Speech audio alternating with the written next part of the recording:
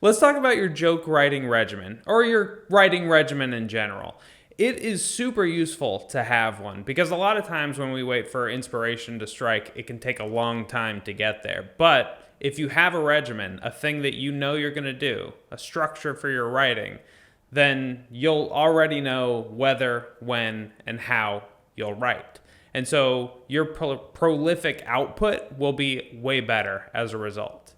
Now, keep in mind that there are a lot of different ways that you can go about putting your regimen together, and how you decide to do that will affect what kind of output you're going to get.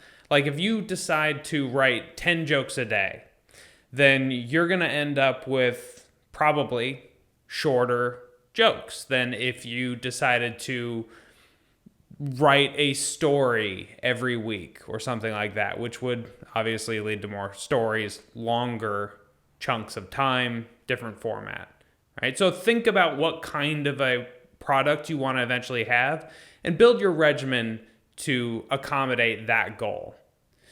Here are a few examples. Oh, and also try out a few of the different regimens. See what you like to do based on the regimen too, because you may have a goal and then decide that you really like the process of something else and the product that it leads to you like too. So making that total package more fun for you is something to think about. But here are a few examples of what you can do for your writing regimens.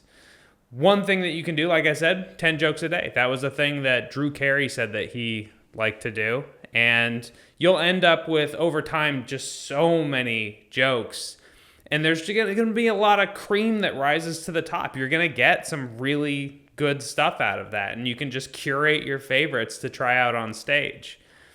Another thing that you can do is set a timer for your writing.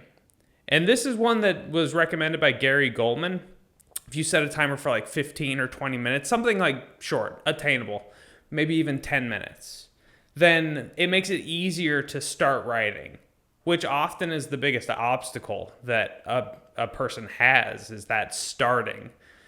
We may think that we have nothing to write about, or we might not think that we can write something good at a given time. Our confidence may wane or something like that. But the biggest obstacle is that inertia, actually. It's not those other worries, it's the just starting the process. Because we are inclined to continue doing what we've already been doing. And if that is not writing, then we're inclined to continue writing. But if we've already started writing, then we are inclined to continue. And once you have started and you continue, you're probably going to end up, you're definitely going to end up with more good stuff than if you don't write. So I recommend trying that one out. Set a timer for something attainable, 10, 15, 20 minutes. And then once you hit the end of that timer, if you like continuing, go for it. But if you don't want to, you can stop and consider it a success anyway. Another regimen that you could try out is one that was, I forget who said this one, but I'm sure multiple people do it. It is more for like character acts who like to embody different characters, maybe be silly, that kind of thing. Try just being alone in your apartment or your home or whatever, and walk around with a funny voice. Like talk to yourself, find some silly phrase and repeat that until you think of more things to add to it, and you think of how other characters might react to that.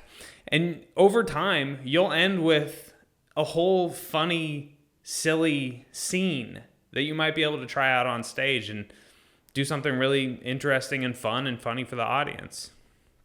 Another regimen that you can try is one that was recommended by Jerry Seinfeld. He would have a big calendar on his wall, and every day that he wrote for 1 hour, he would put a big red X through that day in the calendar. And what he was trying to do is create a chain of red X's through every day and not break that chain. He wanted to be able to look at the calendar and be proud that he put in that effort every day. I think that that's a really good idea. I think that's great. But I also think that there is a potential for some people that it could get a little disheartening. Because what you don't want to do is set yourself up to fail, right? You don't want to look at a thing and be embarrassed, because that will make you quit. If you have a gap in your chain, for instance, of red X's on a calendar, then you may go like, oh, well, I'm kind of, I've already failed at this. My goal was to get all of them, and I didn't, right? And if you get like 3 gaps, then you start to go like, should I put the calendar in the drawer so that I don't have to like look at that and feel bad all the time?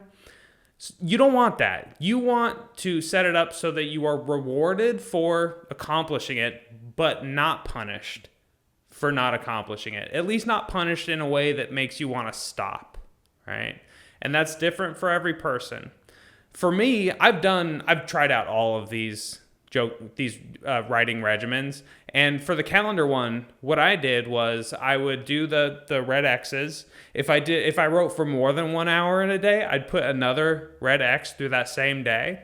But if I had a gap in the prior days, instead of putting a red X in that same day, I would fill in the gap in a previous day, play catch up. Just allow myself to do that. And I think that's a great way for you to get that sense of accomplishment, improve at the writing, but also not feel like you have failed in a way that you can't come back from or something like that, because all of the practice is good, right? You haven't failed if you wrote for 5 out of 7 days.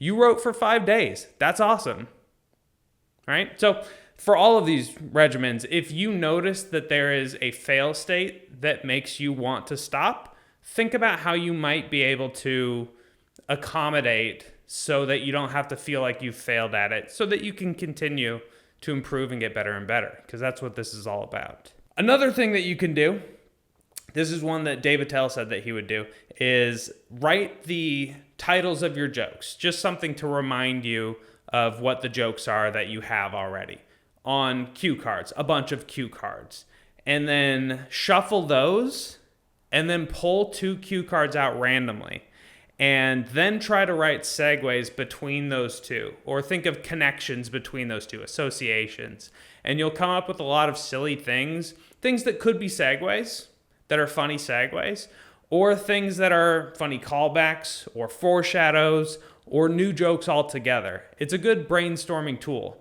So write those joke titles on cards, shuffle them, pull 2 out, and then think of those associations. Another thing that you can try doing is have a friend who you can call and brainstorm with. Maybe another comedian who, after you've gone to some open mics or something, you jive with, you like joking around with. Get their phone number, see if they want to be account buddies for writing. Give them a call when you've got a joke and run it past them, and then see if they can add some ideas to it. Jackie Cation and Maria Bamford would do this together, and when they did it, they had a rule that they were not allowed to say that they don't get it. They weren't allowed to say anything negative at all, actually. The worst they could say is, I see where you're going with that. And then they would ask follow-up questions and like dig into that material to get the other person to brainstorm more and in new directions that they hadn't thought of before. Kind of a constructive way of giving feedback, which could be really useful for you. But you'll find a dynamic with your friends and colleagues in a way that works well for you. Anthony Jeselnik would write down a joke, a version of a joke, and then he would write 25 or 50 different versions of it. And each time he would do that, he would notice what changes in the meaning. Is it more surprising, less surprising, make more sense, make less sense? Is the surprise in a different spot in the punchline, or spread out across multiple words or phrases, or put in a really dense spot? Could he make the status lowering more satisfying? Just iterate. And by the end of that process, he would understand much better how his joke worked, and he would have a much stronger, probably a bunch of strong versions of that joke that he could pick from. So those are some joke writing regimens that you can try out. You probably notice that some are better for how often you'll write, some are better for whether you'll write, some are better for what kind of products you are going to get out of it. And so combine the different writing structures, regimens that you like. Try out all of them, honestly, but combine the ones that you like for your standard once you dial that in, and just continue that. Do that as much as you can that feels good. You're not trying to lead yourself to burnout, but stay accountable. All right, let's talk about a few more writing tips that can help you with different parts of the process and sticking points. One is that when you are writing, sometimes you'll get into a mode where you're like, oh man, I got this. I know humor now. I get it. I've solved humor. I can do no wrong. Sometimes that happens. Feels great. Excellent. And when that happens, sometimes you might think like, oh, I got some good stuff. And now that I've figured it out, I'm going to celebrate by taking a break and doing some other stuff. And I'll come back later with this new breakthrough knowledge that I've got. And just from now on, writing humor will be easy. But the ability to do it ebbs and flows, you know, it trends in a better direction, but those big breakthroughs sometimes are temporary, or they, precede a little bit of a backslide. You figured it out momentarily. And when you have those times where you're in the zone and you got it, don't stop. Keep writing. Cancel whatever you have coming up later and just be in that mode and write. Get as much as you can in that moment. Super useful. And it'll help solidify those breakthroughs so that they are more sustainable for the future. You learn something and then apply it a bunch of times in the rest of that writing session, and then it'll be a part of your process going forward. So don't stop when you're in the zone. Another tip is to write often. Don't wait for inspiration. Just keep going. Because if you wait for inspiration, you might be waiting a long time. And you don't want to. And one of the great ways to get inspired is by writing, is by thinking about it. So you may have a writing session where you don't come up with much that you like. It happens. But you're way more likely to come up with something that inspires you if you do write. So write often. And those improvements they're incremental. You may not notice every time, but the more that you practice, the more those improvements add up to something that eventually becomes tremendous. You'll be a much, much better writer if you write consistently. Another tip is that if you run out of ideas on a topic, learn more about that topic. Go online. Find the research on the thing that you're talking about, or find what people are concerned with about it. What are the conversations like about that topic that you're trying to write jokes about? Learn as much as you can, and you'll think of more jokes. You'll have a more informed perspective. You'll be more likely to give the audience bits of knowledge that are useful, adding like another layer of entertainment and utility for the audience that makes them enjoy your performance even more on top of all of those great jokes that you'll be writing. So learn more about your topics. Final tip, go for quantity, not quality. Which might sound weird because we want quality. We want to have high quality jokes when we're on stage, not just tell a lot of not good ideas, right? That's not what we're shooting for. But the process to get to the quality benefits from going for quantity instead of quality. And the reason is, if you're shooting for quality during the brainstorming process, you have standards that you're going to be applying. And that means you're also going to be using your internal censor. And your internal censor is a bully. It's going to beat you up for having ideas that don't rise up to your standards. And so that will de-incentivize. It'll make you not want to write anymore, because who wants to do an activity where they're going to be bullied? That sucks. So don't even let that bully, that internal bully in your head, have a venue where it makes sense for them to bully you. Go for quantity. If the goal is to just have more ideas, not have high quality ideas, then that internal censor gets to go sit in the corner while you come up with a ton of ideas that probably lead to more high quality ideas that you can come back to later and work on and make even better. So quantity over quality. Let's talk about roasts. Roasts are a kind of event where the goal is to make fun of something, or more likely someone. And, well, you can make fun of lots of things. It's basically to make fun of the people in attendance, but mostly focusing on the target of the roast. With roasts, it's kind of different from other comedy environments, because roasts, the standards for status lowering get real wide. You can lower statuses way more than you can in any other kind of comedy event. Now, that's not to say that you can lower statuses indefinitely.